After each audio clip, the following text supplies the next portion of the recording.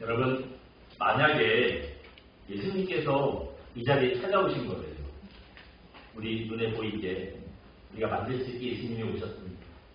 그러면 그 예수님 사랑하고 따르지 않을 수 있을까요? 네. 당연히 예수님을 우리가 늘 만나기를 소망하잖아요.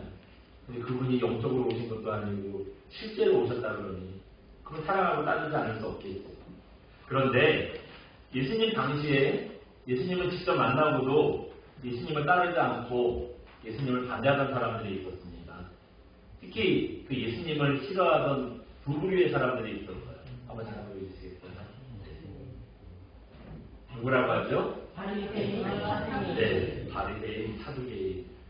이 사람들이 힘을 합쳐서 성경을 읽어보면 예수님 반대하던 그런 모습들을 많이 보게 되죠. 그런 걸 보면은 저 바리새인과 사두개인들은 서로 친한 사람들인가 보다, 서로 비슷한 사람들인가 보다 싶은데요. 사실은 반대입니다. 그 사람들이 절대 친할 수 없는 사람들이에요. 왜 그런가 한번 잠깐 설명을 드려볼게요. 한번 보여주시겠어요? 네. 바리새인들은 어떤 사람들이라 그러죠? 파라시, 구별하다, 분리하다, 또 율법주의자고요. 구약성경 전체를 믿고요. 부활과 천사와 영원의 존재를 믿는다. 그렇게 설명을 해놨어요. 조금 얘기를 드려볼게요. 여러분, 파라시, 또 바리새, 어떻죠? 바리새 비슷하죠? 파라시라는 말은 무슨 뜻이냐면 히브리어로 구별하다, 분리하다, 그런 뜻이 됩니다. 그래서 이 바리새인이라는 사람들이 저 파라시라는 말에서 바리새인들이 유래됐대요. 그렇다 보니까 그 바리새 뭐라 그랬어요? 파라시, 구별하다, 분리하다. 세상과 구별되게 엄격하게 신앙생활하던 사람들입니다. 그렇다 보니까요, 이 구약성경 전체를 다 믿는데요. 아주 철저한 율법주의자들이고요. 또 파라시, 세상과 거룩하게 구별되다. 그렇다 보니까요, 세상 일에 거리를 두는 거예요. 이 바리새인들이랑 모여있는 사람들이 많다 보니까 이 힘이 좀 있거든요. 사람이 많이 모이면 힘이 있잖아요. 정치적인 영향력을 끼칠 수 있는데도 불구하고 세상 정치랑은 거리를 두는 거예요. 관심 없다고 생각하는 겁니다. 또 이 사람들은 세상과 자기들은 다르다. 그 생각은 아주 보수적인 사람들이에요. 천사도 믿고요. 부활도 믿고요. 또 영혼의 존재도 믿는 사람들이에요. 아무튼 쉽게 말해서 성경에 나오는 건 다 믿는 사람들이에요. 성경에 나와 있는 그대로 다 믿는 사람들이에요. 우리랑 좀 비슷하죠? 네? 우리랑 성향이 비슷한 사람들이에요. 그런데 너무 율법적이고 너무 보수적이다 보니까 위선적이라고 예수님께 책망을 많이 받았던 사람들이에요. 이 사람들이 바리새인이에요. 또 그 사람의 어떤 부류의 사람들이 있다고 그랬죠? 사두개인. 사두개인은 또 어떤 사람들이냐? 한번 내용 보여주세요. 이번에 뭐라 그러죠? 사도, 의로운, 정의로운. 이 사람들은 자유주의자고요. 모세오경만 믿고요. 부활, 천사, 영혼의 존재 안 믿는데요. 조금 더 자세히 설명하면 맨 처음에 사독이라는 건 뭐냐면 다윗왕 시절에 다윗을 섬기던 제사장 중에 사독이라는 사람이 있었습니다. 사독 제사장이 있는데 이 사두개인들은요, 자기들은 사독의 후예라고 스스로 생각을 하는 거예요.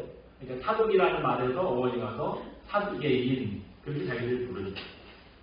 바리새인들은 어떤 사람들이라고 그랬습니까? 보수적인 사람들이라고 그랬어요. 굉장히 율법적인 사람들이라고 그랬죠. 그런데 사두개인들은요, 완전히 반대예요. 현실적입니다. 그래서 자기들의 이익을 위해서는 굉장히 정치적이에요. 너무 현실적이다 보니까 자기들의 이익을 위해서는요, 뭐든지 다 받아들이는 거예요. 정치가 자기들한테 이익을 주면 그 사두개인들이만 모여서요, 막 힘을 내고 목소리를 내고 정치적인 영향력도 발휘하는 겁니다. 그러니까 이익만을 뭐든지 다 하는 거예요. 그렇다 보니까 개방적이에요. 굉장히 자유로운 사람들이고 매일인 게 없어요. 성경도 이익이 안 되면 안 믿어요. 그러니까 이익이 되는 것만 믿으니까 대충 믿어요. 바리새인들은 성경 전체를 다 믿는다고 그랬잖아요. 근데 이 사두개인들은요, 모세가 기록한 성경, 창세기, 출애굽기, 레위기, 민수기, 신명기, 이걸 모세오경이라고 그러는데 이 모세오경만 믿어요. 뒤에 얘기는 그냥 우리 역사서고 하나님께서 주신 말씀은 아니라고 안 믿어요. 그냥 모세오경만 믿는 사람들이. 또 신앙의 전통 같은 것도 그 답답하다고 안 따라요. 중요하게 생각하지 않습니다. 그러니까 신앙의 전통을 따르는 것보다는 현실적인 거, 현실적으로 우리에게 이익이 되는 게 뭐냐, 이걸 따르는 사람들이 또 너무 현실적이다 보니까 천사, 뭐 부활, 뭐 영생 이런 거요, 뭐 증명할 수 없잖아요. 안 믿어요. 이런 건 안 믿어요. 그러니까 자기들은 이 사람들 누구의 후예라고 그랬어요? 사독 제사장의 후예라고 그래요. 제사장의 후예라는 걸 보면은 굉장히 종교적일 것 같잖아요. 오히려 바리새인들이 사독 제사장의 후예를 갖다는. 근데 자기들이 사독 제사장의 후예라고 하면서 전혀 뭐 신앙적이지 않아요. 네? 제사장 같지 않고요. 종교적이지도 않습니다. 자유로운 사람들이에요. 여러분 어떻습니까? 바리새인들이랑 사두개인들 완전히 다른 사람들이죠. 같은 뿌리의 사람이 아니에요. 물과 기름 같은 사람들인데 한 가지 목적이 있어요. 뭐냐면 예수님을 반대하는. 사두개인들, 바리새인들은 이 성경과 구약 성경과 다르게 얘기한다고, 뭐 율법을 폐했다 그러고 내가 율법의 주인이라고 예수님 그러시잖아요. 그러니까 예수님을 반대하는 거예요. 사두개인들은 백성들이 자기들을 존경하지 않고 예수님을 존경하니까 자기들한테 이익이 없으니까 반대하는 거예요. 둘 다 반대하는 목적은 다른데 예수님을 반대한다는 한 가지 이유로요, 서로 다른 사람들이 한 편이 된 거예요. 이 사람들이 잘 나오는 거예요.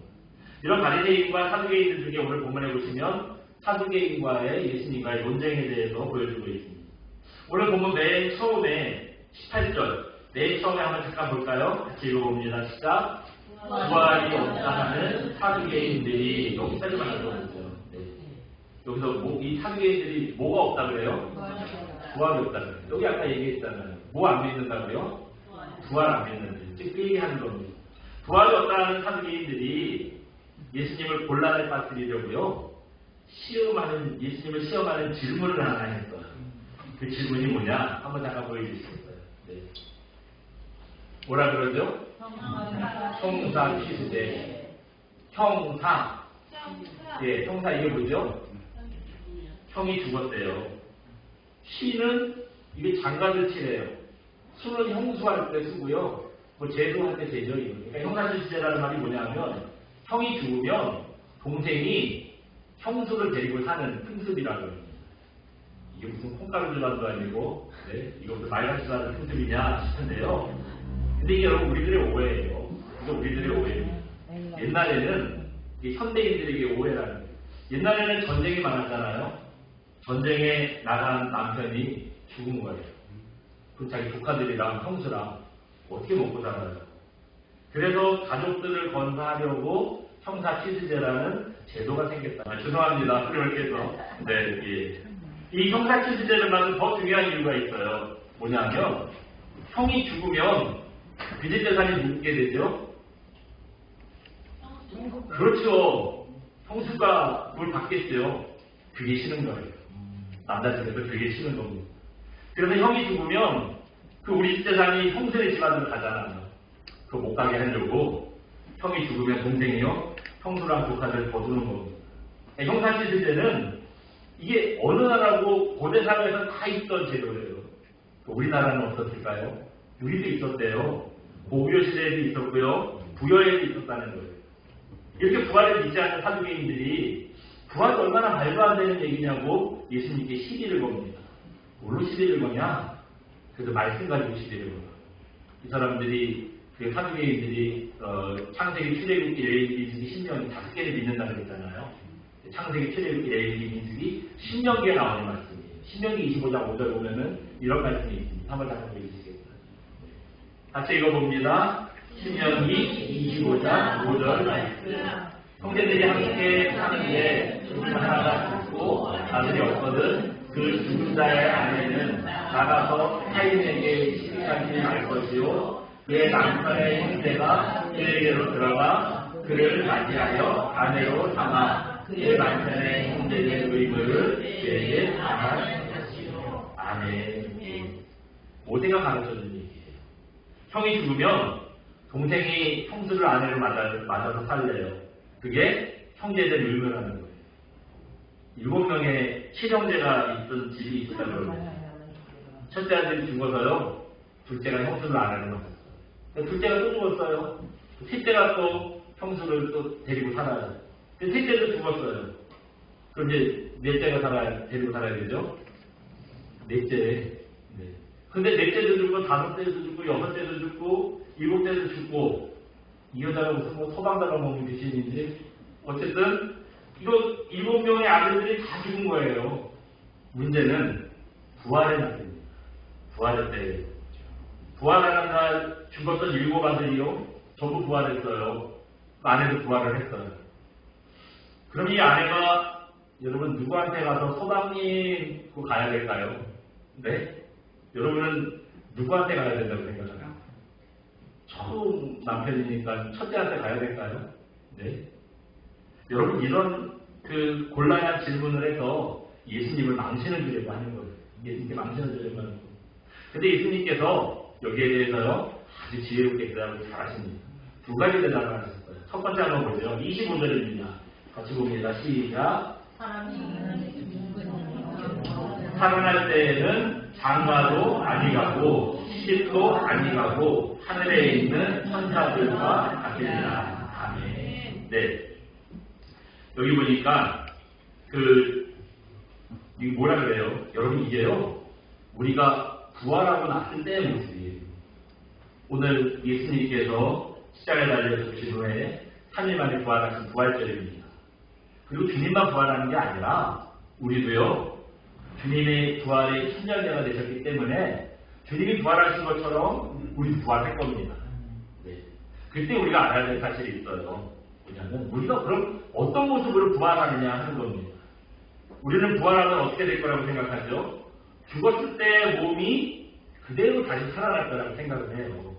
그래서 아내도 만나고 가족도 만나고 뭐 친구도 만나고 죽기 전의 생활을요 부활하고 난 다음에 이어서 계속할 거라고 생각을 합니다. 그렇잖아요. 근데 여러분 그게 맞다면 부활한 게 감사하기도 하고 당연히 감사하죠. 근데 잘 생각해 보면은요 억울한 점도 하나 있어요. 뭐냐? 여러분 죽을 당시의 모습으로 부활한다면 젊어서 죽는 게 좋을까요? 한 100살쯤 살다가 그때 장수하다가 다시 부활하는 게 좋을까요? 네? 젊어서 죽는 게 좋지요. 죽을 당시에는 젊어서 죽는 건 참 안타까운 일이에요. 근데 부활하고 보니까 죽을 때의 모습으로 부활하다면서요. 젊을 때 땡땡한 얼굴로 부활하는 거예요. 그걸로 영원히 사는 거예요. 반면에 뭐 이 땅에서 한 100살까지 살다가 장수했다고 축하했는데 부활하고 보니까 그때의 모습이에요. 100살 할아버지 할머니가 돼가지고 부활을 해가지고 그 모습으로 영원히 사는 거예요. 예? 언제 이렇게 해야죠, 그렇죠? 네. 그런 문제가 생길까봐 우리가 부활할 때는요 이 땅에서 살던 모습대로 부활하지 않는데, 네, 그런 모습 부활하지 않는데 하나님의 초자연적인 역사로 육신을 초월하는 모습으로 부활한대요. 그 예를 보여주신 분이 예수님 아닙니까? 예수님 부활하셨을 때 엠마오로 가던 두 제자가 예수님 만났는데 못 알아봤잖아요. 나중에 그분이 예수님이었구나. 다 끝나고 나서 막 가슴이 뜨거워지고 그때 깨닫잖아요. 또 있어요. 예수님 부활하셔가지고 베드로의 집에 갔더니 사람들이 막 모여 있었잖아요. 그래서 근데 그 문도 안 열어줬는데 예수님이요 벽을 쓱 통과해가지고 사람들 사이로 오셨다 그랬어요. 그런 걸 보면 정확히는 저희도 모르겠는데 뭔가 예수님 부활하시고 난 다음에 몸이 변하신 것 같지요. 지금 우리가 생각하는 이 몸은 아니었다는 거예요. 우리도 부활할 때 예수님처럼요 그런 부활의 몸이 될 겁니다. 당연히 이 말씀에 보면 그래서 부활하면은요 시집가는 일도 없고 장가가는 일도 없고 마치 뭐랑 같아진다고요? 천사랑 같아질 거예요. 그러니 이게 의지는 그거예요. 누구 아내가 될 것이냐 이런 거 찾느라고 쓸데없는 짓 하지 말라는 거예요.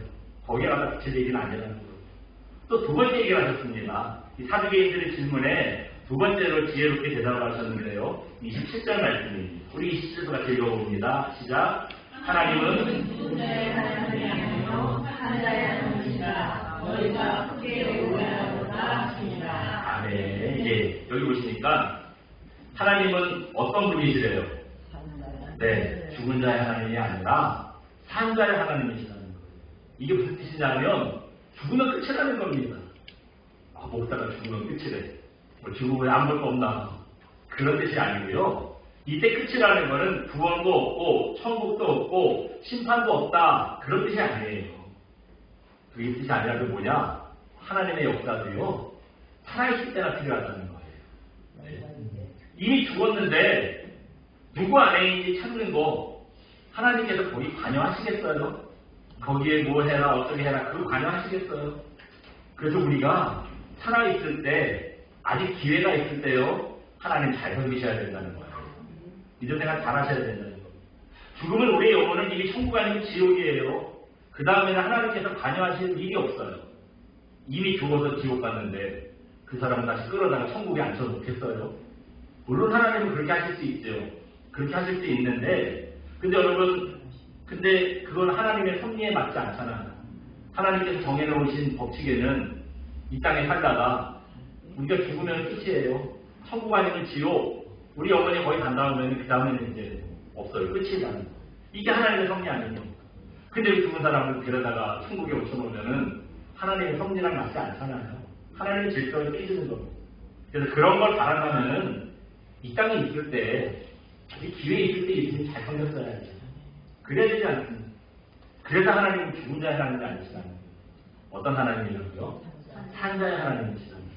하나님의 역사는요. 우리가 살아있고 생명이 붙어있고 하나님 섬길 기회가 있을 때 그때 역사하시는 겁니다.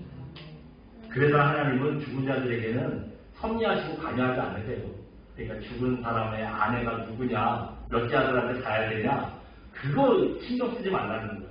다 소용없는 얘기라는 거예요. 이게 오늘 부활절을 통해 마무리하고 싶은 말씀이에요. 사두개인들이 부활을 믿지 않았기 때문인지 아니면 성경 지식이 짧았기 때문인지 이 사람들이 하나님을 잘 몰랐어요. 하나님을 잘 몰랐습니다. 24절 잠깐 볼까요? 오늘 본문 24절입니다.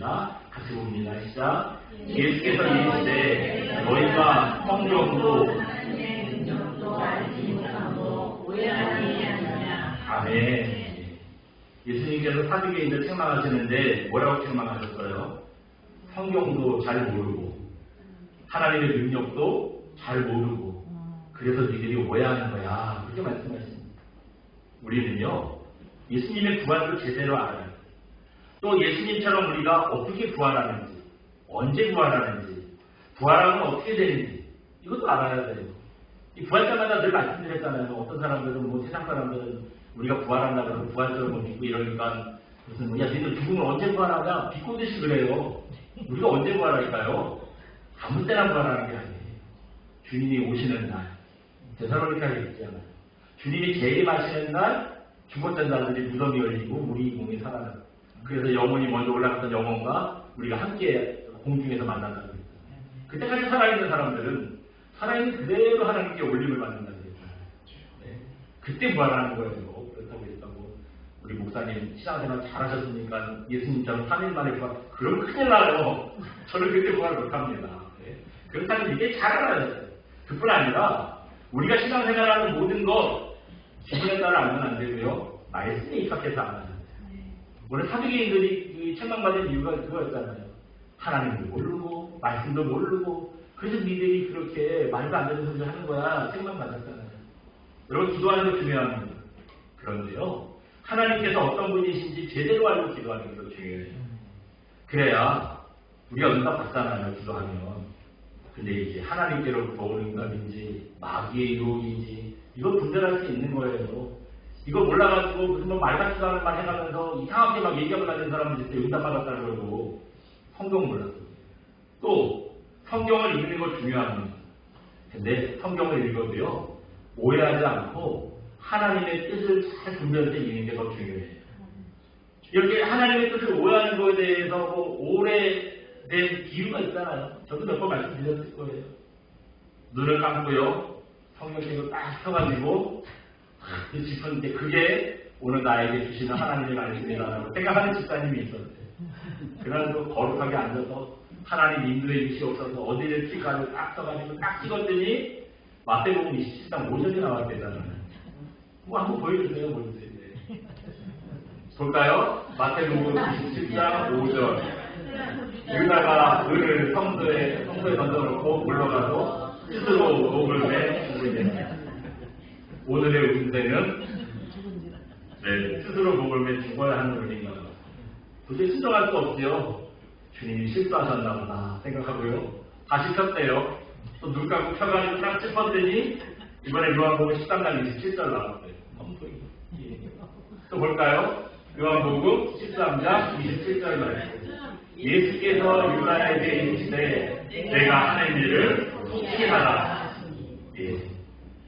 네가 하는 일 빨리 해라. 오늘 말씀에 순종을 해야 되나요? 네, 이거 목을 내야 될까요? 설마 이게 하나님 뜻이겠어요?